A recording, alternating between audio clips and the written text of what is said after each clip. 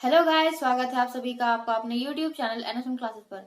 तो जैसा कि आप सभी जानते हैं, हमने एनसीईआरटी की सीरीज शुरू की थी और हमने क्लास 6 का शुरू किया था हिस्ट्री। तो फ्रेंड्स, उस दिन मैंने गलती से चैप्टर 7 पढ़ा दिया था, जबकि मुझे चैप्टर 6 पढ़ाना था। तो आज हम चैप्टर 6 ही करने वाले हैं। मुझे लगा था कि चैप्टर 6 हो गया है और मैंने चैप्टर 7 पढ़ा दिया, तो आज आज गलती हो जाता, लेकिन आज फिर मैंने देखा तो चैप्टर 6 नहीं पढ़ाया हुआ था, तो आज मैं उसे पढ़ा देती हूँ। तो चलिए फ्रेंड्स, चैप्टर 6 पढ़ते हैं। तो फ्रेंड्स, चैप्टर का नाम है राज्य, राजा और एक प्राचीन गणराज्य। तो इसमें हम देखेंगे फ्रेंड्स कि कोई भी राजा जो है किस तरह चुना जाता था। और अभी जैसे चुनाव के द्वारा हम क्या करते हैं, अपने मंत्रियों को चुनते हैं, लेकिन पहले के जो राजा होते थे, कहीं कहीं पे चैप्टर 5 में हम लोग पढ़े थे कि जन द्वारा चुने जाते थे। लेकिन बाद में क्या होने लगा कि यज्ञ के जो बड़े बड़े यज्ञ होते थे, जैसे अश्वमेध यज्ञ जिसको कहा जाता है, उस तरह का यज्ञ होने लगा और उसी के द्वारा जो राजा चुने जाने लगे। तो वही हमको पढ़ना है फ्रेंड्स इसमें। तो चलिए शुरू करते हैं। जैसे पहला टॉपिक है फ्रेंड्स, कुछ लोग शासक कैसे बने। लगभग 50 वर्षों से हम अपने शासकों का चुनाव मतदान के जरिए करते आ रहे हैं। मतदान का मतलब होता है क्या फ्रेंड्स, कि अपना हम मत देते हैं, अपना विचार देते हैं। लेकिन बहुत पहले लोग शासक कैसे बनते थे। हमने अध्याय 5 में यह पढ़ा कि कुछ राजा संभवतः जन यानी लोगों द्वारा चुने जाते थे, यानी लोगों के द्वारा चुने जाते थे। परंतु करीब 3000 साल पहले राजा बनने की इस प्रक्रिया में कुछ परिवर्तन दिखाई दिया। क्या? तो कुछ लोग बड़े बड़े यज्ञों को आयोजित कर राजा के रूप में प्रतिष्ठित हो गए। तो बड़े बड़े यज्ञ कहने का मतलब क्या है? तो अश्वमेध यज्ञ एक ऐसा ही आयोजन था। इसमें एक घोड़े को राजा के लोगों की देखरेख में स्वतंत्र विचरण के लिए छोड़ दिया जाता था। इस घोड़े को किसी दूसरे राजा ने रोका तो उसे वहां अश्वमेध यज्ञ करने वाले राजा से लड़ाई करनी पड़ती थी। जैसे हम अगर छोड़ देते हैं अपना घोड़ा, अगर हम अश्वमेध यज्ञ अगर करा रहे हैं, तो कोई राजा अगर उसे रोक देता है तो उससे मुझे लड़ाई करनी पड़ेगी। और अगर उन्होंने घोड़े को जाने दिया तो मतलब होता था क्या, कि अश्वमेध यज्ञ करने वाला राजा उनसे ज्यादा शक्तिशाली था। इसके बाद उन राजाओं को यज्ञ में आमंत्रित किया जाता था। यह यज्ञ विशिष्ट पुरोहितों द्वारा संपन्न किया जाता था, यानी कि कोई पंडितों के द्वारा संपन्न किया जाता था। इसके लिए उन्हें उपहारों से सम्मानित किया जाता था। अश्वमेध यज्ञ करने वाला राजा बहुत शक्तिशाली माना जाता था। यज्ञ में आमंत्रित सभी राजा उसके लिए उपहार लाते थे। मतलब फ्रेंड्स, कि अगर हम मान लीजिए कोई अगर घोड़ा को नहीं रोकता है, तो समझा जाता था क्या, कि उस जगह का, उस एरिया का, वहां पे जो राजा है वो सबसे ज्यादा शक्तिशाली है, क्योंकि दूसरा कोई भी व्यक्ति उस घोड़े को रोकने की कोशिश नहीं करता था। उसके बाद सभी आयोजनों में राजा का मुख्य स्थान होता था। उसे राज सिंहासन या बाघ की खाल के एक विशेष आसन पर बिठाया जाता था। तो मैं जिस तरह बोल रही हूँ, अगर आप उसे इमेज कर पाए तो आप कभी भी अगर कोई स्टोरी देखे होंगे या कोई मूवी देखे होंगे जिसमें राजा का जो सिंहासन रहता है वो उसमें बाघ की खाल रहती है, उसके बाद एक सिंहासन जैसा रहता है। आप तो खुद समझ ही सकते हैं फ्रेंड जो मैं कहना चाह रही हूँ। युद्ध क्षेत्र में राजा का सारथी ही उसका सहचर होता था। सारथी का मतलब होता है फ्रेंड्स जिसमें राजा जो चढ़ता है ना, उसके बाद उसका जो रथ को चलाता है उसी को कहा जाता है सारथी। यज्ञ के अवसर पर वह राजा की विजयों तथा अन्य गुणों का गान करता था। राजा के सगे संबंधी, खासकर उसकी रानियां तथा पुत्रों को भी कई छोटे छोटे अनुष्ठान करने होते थे। अन्य सारे आमंत्रित राजाओं का काम सिर्फ बैठकर यज्ञ की पूरी प्रक्रिया को देखना भर था। राजा के ऊपर पुरोहित पवित्र जल के छिड़काव के साथ साथ अन्य कई अनुष्ठान करता था। विषय विष अथवा वैश्व जैसे सामान्य लोग उपहार लाते थे, यानी कि जिन्हें पुरोहित शूद्र मानते थे उन्हें कई अनुष्ठानों में शामिल नहीं किया जाता था। जैसे फ्रेंड जो छोटी जाति के होते थे उन्हें जो पुरोहित थे उन्हें शूद्र मानते थे और उन्हें अनुष्ठानों में शामिल नहीं किया जाता था। उसके बाद है फ्रेंड्स, एक वर्ण का विभाजन किया गया है, उसे हम देखेंगे। देखिए, इस समय उत्तर भारत में खासकर गंगा यमुना क्षेत्र में कई ग्रंथ रचे गए। ऋग्वेद के बाद रचे होने के कारण ये उत्तर वैदिक ग्रंथ कहे जाते थे, यानी कि ये जो ऋग्वेद का जब संकलन हुआ था उसके बाद में जो ग्रंथ लिखे गए उसको क्या कहा जाता है फ्रेंड्स, तो उत्तर वैदिक ग्रंथ कहे जाते हैं। इनके अंतर्गत सामवेद, यजुर्वेद, अथर्ववेद तथा अन्य ग्रंथ शामिल हैं। पुरोहितों द्वारा रचित इन ग्रंथों में विभिन्न प्रकार के अनुष्ठान और उनके संपादन की विधियां बताई गई हैं। इनमें सामाजिक नियमों के बारे में भी बताया गया है। उस समय समाज में कई समूह थे, जिनमें पुरोहित, योद्धा, कृषक, पशुपालक, व्यापारी, शिल्पकार, श्रमिक, मछली पकड़ने वाले तथा जंगल में रहने वाले लोग भी शामिल थे।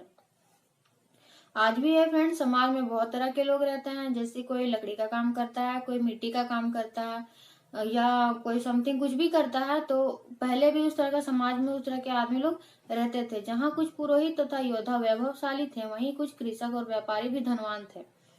दूसरी ओर पशुपालक, शिल्पकार, श्रमिक, मछली पकड़ने वाले, शिकारी तथा भोजन संग्राहक क्या थे फ्रेंड? तो निर्धन थे। तो कई कई क्षेत्र में भी देखने को मिलता है कि जो इस तरह के काम करते हैं वो निर्धन ही होते हैं। बेसिकली वो निर्धन ही होते हैं। पुरोहितों ने लोगों को 4 वर्गों में विभाजित किया, जिन्हें वर्ण कहा जाता है। तो फ्रेंड, जैसे अभी हम लोग बोलते हैं ना, ये उस जाति का है, ये जाति का है। तो उसमें लोगों में सबसे ये काम कौन किया? तो ये पंडितों का ही काम है। उनके अनुसार प्रत्येक वर्ण के अलग अलग कार्य निर्धारित थे। पहला वर्ण ब्राह्मणों का था, यानी कि उन्होंने अपना ही स्थान पहले रख लिया। पहला वर्ण ब्राह्मणों का था। उनका काम वेदों का अध्ययन, अध्यापन और यज्ञ करना था, जिनके लिए उन्हें उपहार मिलता था। दूसरा स्थान शासकों का था, जिन्हें क्षत्रिय कहा जाता था। उनका काम युद्ध करना और लोगों की रक्षा करना था। तीसरे स्थान पर विष या वैश्य थे। इनमें कृषक, पशुपालक और व्यापारी आते थे। क्षत्रिय और वैश्य दोनों को ही यज्ञ करने का अधिकार प्राप्त था। वर्णों में अंतिम स्थान शूद्रों का था। इनका काम अन्य तीनों वर्णों की सेवा करना था, यानी कि जो अंतिम स्थान पे आते थे शूद्र, उनका काम क्या था फ्रेंड? तो ये तीनों वर्णों की सेवा करते थे। इन्हें कोई अनुष्ठान करने का अधिकार नहीं था। प्रायः औरतों को भी शूद्रों के समान माना गया है। और हमने चैप्टर 7 में पढ़ा था क्या फ्रेंड्स, कि औरतों को वेद को पढ़ने की अनुमति नहीं थी। और यहाँ भी दिया हुआ फ्रेंड्स क्या, कि प्रायः औरतों को भी शूद्रों के समान माना गया है, जिसमें अनुष्ठानों में महिलाओं को शामिल नहीं किया जाता था। उसके बाद है फ्रेंड्स, महिलाओं तथा शूद्रों को वेदों के अध्ययन का अधिकार नहीं था। देखिए फ्रेंड्स, यहाँ पे भी दिया गया है। उसके आगे देखते हैं, पुरोहितों के अनुसार सभी वर्णों का निर्धारण जन्म के आधार पर होता था। मतलब ब्राह्मण माता पिता की संतान ब्राह्मण ही होती थी। बाद में कुछ लोगों को अछूत माना गया। अछूत वर्गों में कुछ शिल्पकार, शिकारी तथा भोजन संग्राहक शामिल थे। साथ ही इनमें वे लोग आते थे जो शवों को दफनाने या जलाने का काम करते थे। इन लोगों से संपर्क अपवित्र माना जाता था। कई लोगों ने ब्राह्मणों द्वारा बनाई हुई इस वर्ण व्यवस्था को स्वीकार नहीं किया। कुछ राजा स्वयं को पुरोहितों से श्रेष्ठ मानते थे और कुछ लोग जन्म के आधार पर वर्ण निर्धारण सही नहीं मानते थे। इसके अतिरिक्त कुछ लोग व्यवसाय के आधार पर लोगों के बीच भेदभाव उचित नहीं समझते थे, जबकि कुछ लोग चाहते थे कि अनुष्ठान संपन्न करने का अधिकार सबका हो। कई लोगों ने छुआछूत की आलोचना की। इस उपमहाद्वीप के पूर्वोत्तर क्षेत्र जैसे इलाकों में सामाजिक आर्थिक समानता बहुत कम थी। यहाँ पुरोहितों का प्रभाव भी बहुत सीमित था। तो सही कहा गया फ्रेंड्स कि जिस जगह पे मान लीजिए पुरोहित नहीं है, तो वहां पे इस तरह का प्रभाव तो बहुत सीमित ही होगा। और इसके आगे जो हमने पढ़ा अभी, कि जन्म के आधार पर जो वर्ण व्यवस्था बनाई गई थी, वो व्यवस्था आज भी है। जैसे कोई अगर राजपूत में अगर जन्म ले लिया तो उसका बेटा बेटी राजपूत ही होगा। ये स्टार्टिंग से ही चलता आ रहा है। उसके बाद है फ्रेंड्स जनपद। तो जनपद पढ़ने से पहले देखिए, एक यहाँ पे छोटा सा कुछ पात्र जैसा है, कुछ कटोरी जैसा है, उसको दिया गया है। तो उसको पहले हम लोग देख लेते हैं।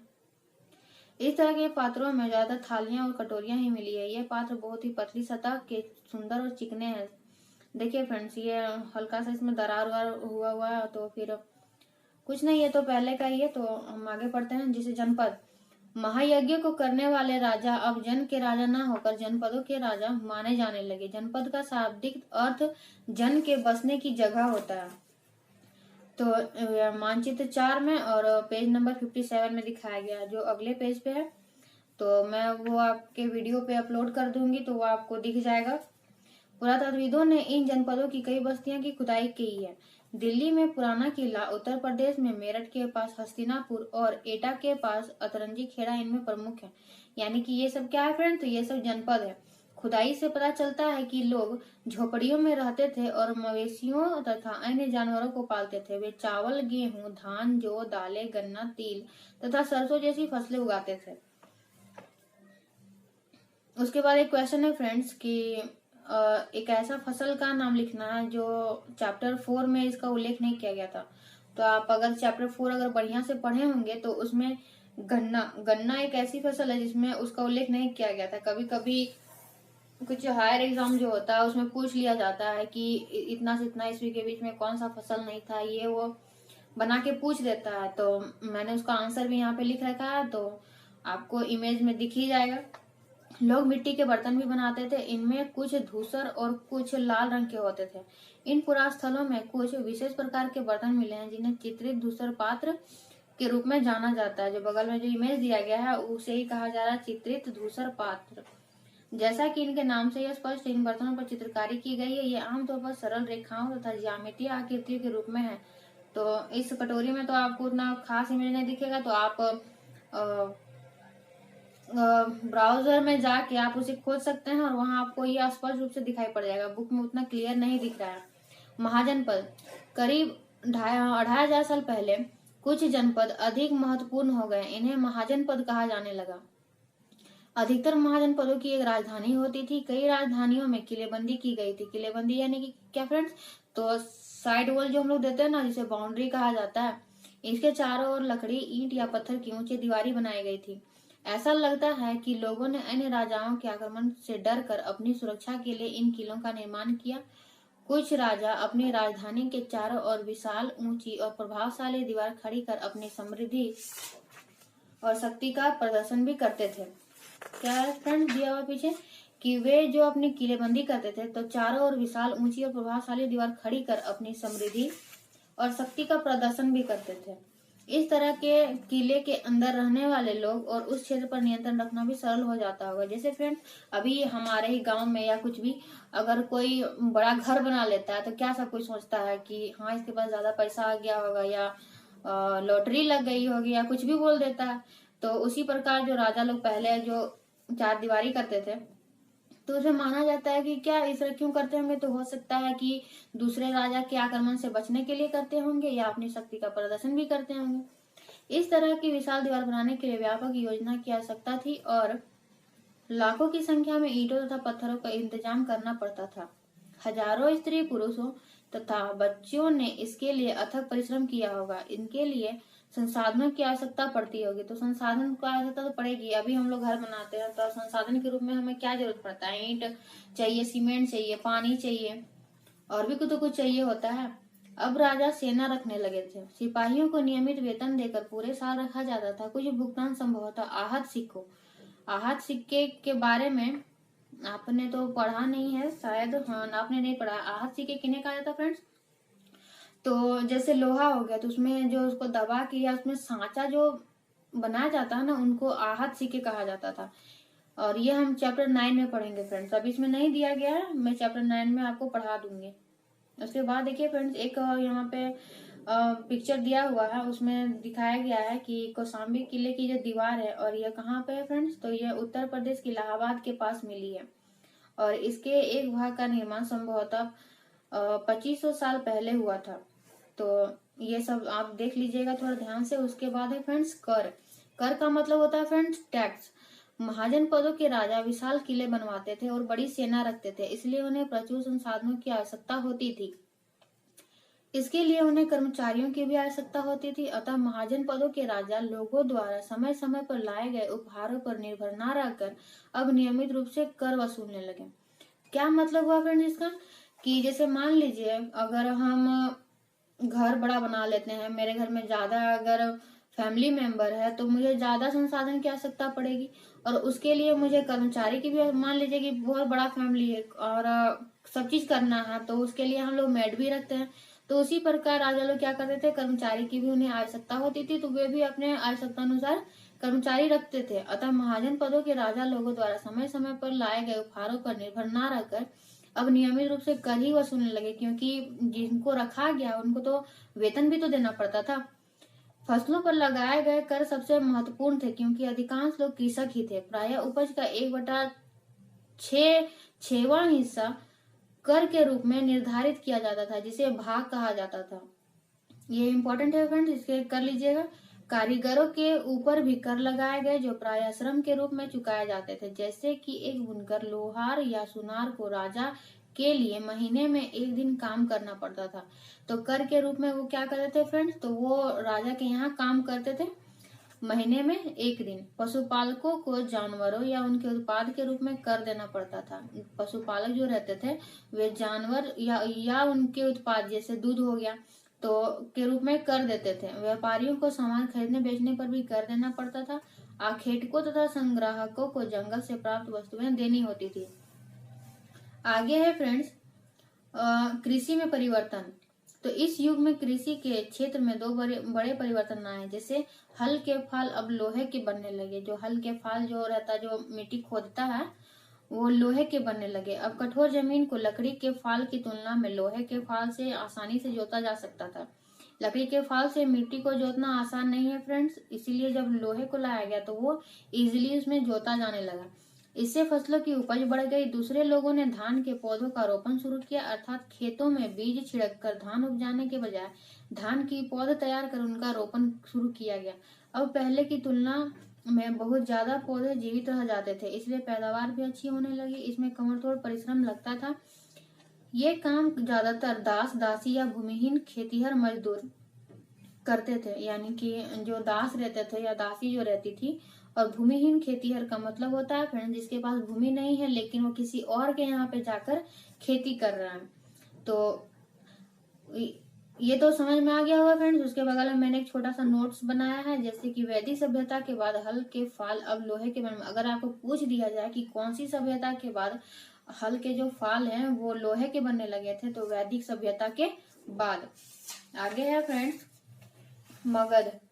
तो चैप्टर बोलते हैं सॉरी पृष्ठ संख्या 57 में आप लोग देख लीजिएगा। वहां पे जो मगध दिखाया गया है आप तो उसमें देख ही सकते हैं, जो बिहार में पड़ता है फ्रेंड्स। तो आगे हम पढ़ते हैं। लगभग 200 सालों के भीतर मगध सबसे महत्वपूर्ण जनपद बन गया। गंगा और सोन जैसी नदियां मगध से होकर बहती थी। यातायात, जल वितरण और जमीन को उपजाऊ बनाने के लिए यह महत्वपूर्ण थी। गंगा और सोन नदी। मगध का एक हिस्सा जंगलों से भरा था। इन जंगलों में रहने वाले हाथियों को पकड़कर उन्हें प्रशिक्षित कर सेना में लगाया जाता था। यही नहीं, जंगलों से घर, गाड़ियां तथा रथ बनाने के लिए लकड़ी मिलती थी। इसके अलावा इस क्षेत्र में लौह अयस्क की खदानें हैं। कहाँ पे फ्रेंड्स, तो मगध में। मजबूत औजार और हथियार बनाने के लिए यह बहुत उपयोगी थे। मगध में दो बहुत ही शक्तिशाली शासक बिंबिसार तथा अजातशत्रु हुए। अन्य जनपदों को जीतने के लिए ये हर संभव साधन अपनाते थे। महापद्मानंद एक और महत्वपूर्ण शासक थे। तो और उन्होंने अपने नियंत्रण का क्षेत्र इस उपमहाद्वीप के उत्तर पश्चिमी भाग तक फैला लिया था। बिहार में राजगीर, और अभी क्या आधुनिक में क्या है फ्रेंड्स, तो वो राजगीर है, कई सालों तक मगध की राजधानी बनी रही। बाद में पाटलिपुत्र, जो क्या अभी क्या कहा जाता है फ्रेंड, तो आज का पटना, को राजधानी बनाया गया। 2300 साल से भी पहले की बात है। मैसिडोनिया का राजा सिकंदर विश्व विजय करना चाहता था। पूरी तरह सफल न होने पर भी वह मिस्र और पश्चिमी एशिया के कुछ राज्यों को जीतता हुआ भारतीय उपमहाद्वीप में व्यास नदी के किनारे तक पहुंच गया था। कौन फ्रेंड्स, तो सिकंदर। और वो कहाँ का राजा था, तो मैसिडोनिया का। जब उसने मगध की ओर कूच करना चाहा तो उसके सिपाहियों ने इनकार कर दिया। वे इस बात से भयभीत थे कि भारत के शासकों के पास पैदल, रथ और हाथियों की बहुत बड़ी सेना थी। तो अगर आपको इसे पूछ दिया, यहाँ पे मैंने ही जो पढ़ाया उसी में मैंने यहाँ पे लिखा हुआ है कि मगध के शक्तिशाली शासक कौन थे फ्रेंड्स, तो बिंबिसार और अजातशत्रु। और महापद्मानंद के बारे तो यहाँ पे दिया ही हुआ है। उसके बाद पढ़ते हैं फ्रेंड्स वज्जी, और ये तो खत्म ही हो जाएगा। वज्जी, मगध एक शक्तिशाली राज्य बन गया था। उसके नजदीक ही वज्जी राज्य था जिसकी राजधानी वैशाली थी। यहाँ एक अलग किस्म की शासन व्यवस्था थी जिसे गण या संघ कहा जाता था। क्या कहा जाता है फ्रेंड्स, गण या संघ। गण या संघ में कई शासक होते थे। कभी कभी लोग एक साथ शासन करते थे जिसमें से प्रत्येक व्यक्ति राजा कहलाता था। मतलब क्या था फ्रेंड्स, कि जैसे जितना कोई था सब कोई शासन करता था और सब कोई राजा कहलाता था। ये सभी राजा विभिन्न अनुष्ठानों को एक साथ संपन्न करते थे। सभाओं में बैठकर ये बातचीत, बहस और वाद विवाद के जरिए तय करते थे कि क्या करना है और किस तरह करना है। शत्रुओं के आक्रमण से निपटने के लिए वे मिलकर चर्चाएं करते थे। जैसे एक बैठक होता है ना, उस तरह। स्त्रियां, दास तथा कम्मकार इन सभाओं में हिस्सा नहीं ले सकते थे। कौन कौन फ्रेंड्स? तो स्त्रियां, दास तथा कम्मकार इन सभाओं में हिस्सा नहीं ले सकते थे। उसके बाद फ्रेंड्स बुद्ध तथा महावीर, जिनके बारे में हमने पढ़ लिया पहले चैप्टर 7 में ही, दोनों ही गण या संघ से संबंधित थे। बौद्ध साहित्य में संघ के जीवन का बहुत ही सजीव वर्णन मिलता है। तो जैसे अगर आपको पूछ दिया जाए कि मगध की जो राजधानी थी राजगीर और वज्जी की कहाँ थी फ्रेंड्स? तो वैशाली थी। और वज्जी में जो शासन व्यवस्था था वो कैसे चलता था? तो गण और संघ से। देखिए यहाँ पे दिया हुआ है कि गण का मतलब क्या होता है? तो गण शब्द का प्रयोग कई सदस्यों वाले समूह के लिए किया जाता है। और संघ का मतलब होता है संगठन या सभा। आगे दिया हुआ है फ्रेंड्स, वज्जी संघ का यह वर्णन दीघ निकाय से लिया गया है। तो ये सब पूछा जाता है फ्रेंड्स। दीघ निकाय एक प्रसिद्ध बौद्ध ग्रंथ है। अगर आपको पूछ दिया जाए कि दीघ निकाय जो है वो क्या है, तो बौद्ध ग्रंथ है वो। उसके आगे है फ्रेंड्स, थोड़ा सा है और ज्यादा नहीं है, खत्म हो जाएगा। कई शक्तिशाली राजा इन संघों को जीतना चाहते थे। इसके बावजूद उनका राज्य अब से लगभग 1500 साल पहले तक चलता रहा। उसके बाद गुप्त शासकों ने गण और संघ पर विजय प्राप्त कर उन्हें अपने राज्य में शामिल कर लिया। तो ये तो हो ही गया है फ्रेंड्स। उसके आगे थोड़ा सा और है। लगभग 2500 साल पहले एथेंस के लोगों ने एक शासन व्यवस्था की स्थापना की जिसे प्रजातंत्र या गणतंत्र कहा जाता है। इसमें 30 साल से ऊपर के उन सभी पुरुषों को पूर्ण नागरिकता प्राप्त थी जो दास नहीं थे। वहां एक सभा थी जो महत्वपूर्ण विषयों पर निर्णय लेने के लिए साल भर कम से कम 40 बार बुलाई जाती थी। इन सभा में सभी नागरिक भाग ले सकते थे। शासन के कई पदों पर नियुक्तियां लॉटरियों द्वारा की जाती थी। सभी नागरिकों को सेना और नौसेना में अपनी अपनी सेवाएं देनी होती थी। औरतों को नागरिक का दर्जा नहीं मिलता था। तो सभी जगह वही हाल है फ्रेंड्स औरतों का। आज अभी तो कुछ सुधरा हुआ भी है, लेकिन कई ऐसे क्षेत्र हैं जहाँ अभी भी औरतों को पिछड़ा हुआ ही माना जाता है। व्यापारियों तथा शिल्पकारों के रूप में एथेंस में रहने और काम करने वाले बहुत से विदेशियों को भी नागरिक अधिकार नहीं मिले थे। एथेंस में खदानों, खेतों, घरों और कार्यशालाओं में काम कर रहे दासों को भी नागरिक अधिकार नहीं मिले थे। तो ये चैप्टर तो खत्म हो गया फ्रेंड्स। अब हम आगे कल पढ़ेंगे चैप्टर 8 को। तो फ्रेंड्स अगर आपको ये वीडियो अच्छा लगे और अगर मैं जो पढ़ाती हूँ अगर आपको समझ में आता है तो प्लीज हमारे वीडियो को लाइक कीजिएगा और हमारे चैनल को सब्सक्राइब कीजिएगा। तब तक के लिए bye bye, take care, thank you.